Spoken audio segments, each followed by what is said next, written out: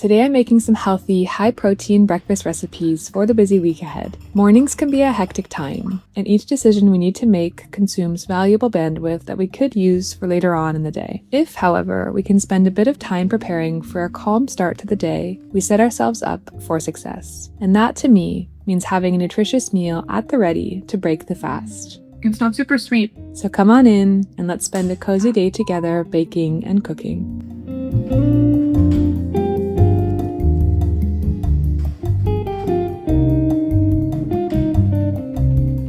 On our breakfast menu today, we have 3 recipes. The first is a high-protein chia pudding, topped with nuts, berries, and cinnamon. The second is a healthier take on the McDonald's breakfast sandwich. And lastly, we have a high-protein yogurt and banana muffin. It's going to be really good. 2 of the 3 recipes freeze really well, which make them excellent for meal prep. And all 3 recipes are highly customizable. So feel free to swap out the ingredients to fit your flavor palette and/or dietary restrictions. Here's an easy way to make fluffy, high-protein banana muffins right at home. Recipe credit goes to Mallory Har, whose blog is linked down below. Start by heating your oven to 175 Celsius or 350 Fahrenheit.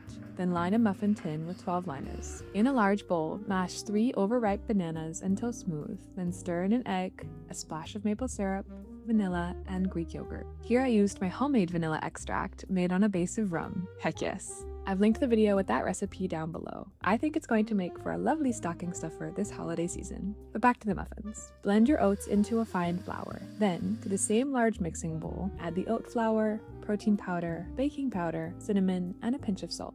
Fold it all until just combined. Then add dark chocolate chips. Mallory's recipe didn't call for it, but I added some chopped pecans for a bit more crunch. Once it's all ready, scoop the batter evenly into the muffin cups and bake for 25 to 30 minutes until a toothpick comes out clean. Let them cool completely before enjoying. For best results, don't overmix, use very ripe bananas, and adjust with a tablespoon of milk if the batter seems too thick. Store the muffins fresh in a Ziploc bag for up to 5 days, or freeze for up to 3 months. Enjoy! They just came out of the oven. They're still warm, and it's perfect timing because I'm about midway through the recipes. The egg mixture is going, so it's like a little cooking snack, little cooking reward. Let's turn it on.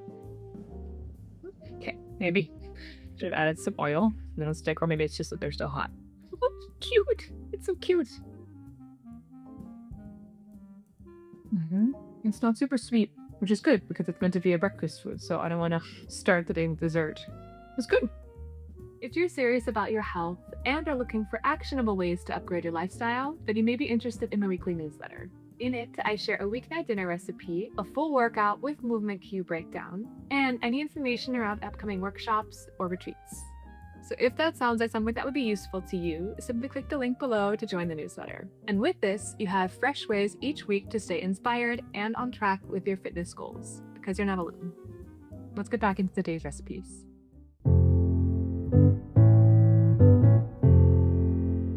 The recipe for these cheesy yet nutritious egg muffins is inspired by the ever-dazzling Pinch of Yum. Her page is linked below if you'd like to explore. To make, start by heating the oven to 175 degrees Celsius or 300 Fahrenheit, and then generously oil a rimmed sheet pan. In a large bowl, whisk together a dozen eggs, a few tablespoons of yogurt, a dash of whole milk, and a pinch of salt. To a skillet, add a knob of butter and sauté 2 handfuls of spinach until wilted. I recommend seasoning the spinach here as to not miss out on an opportunity for additional flavor. Once the spinach has cooked down, add it to the egg mixture, then pour into the prepared baking dish. Bake for about 15 minutes or until just set. Let it cool, then cut the eggs into rounds using a wide mason jar lid or a cookie cutter. Toast or butter your English muffins, though here I'm using brioche buns because it's what I have access to living in Belgium. Then add an egg round to each and a layer of cheese on top if you'd like. Wrap them in foil, and you're done. It's like meal prep magic. Store your sandwiches in the fridge for a few days or freeze them for later. When you're ready to eat, reheating from the fridge is easy. You can use a toaster oven, regular oven, toaster, or a microwave.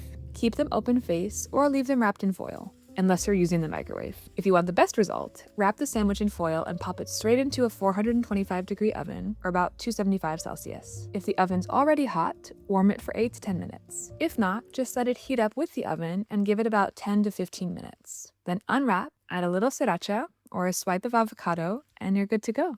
Bon appétit!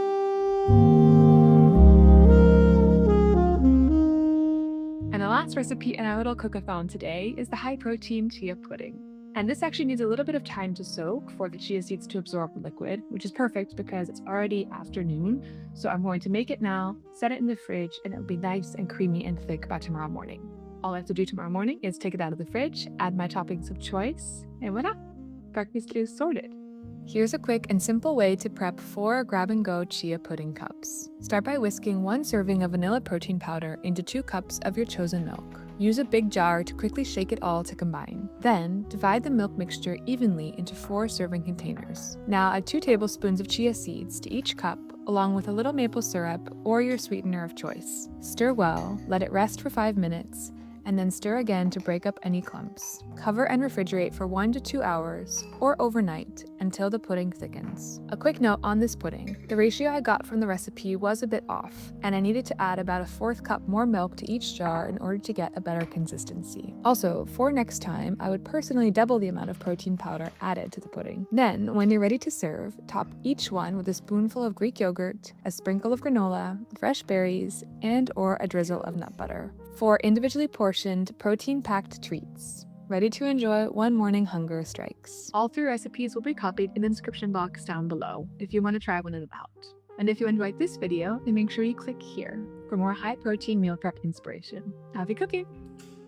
Ciao!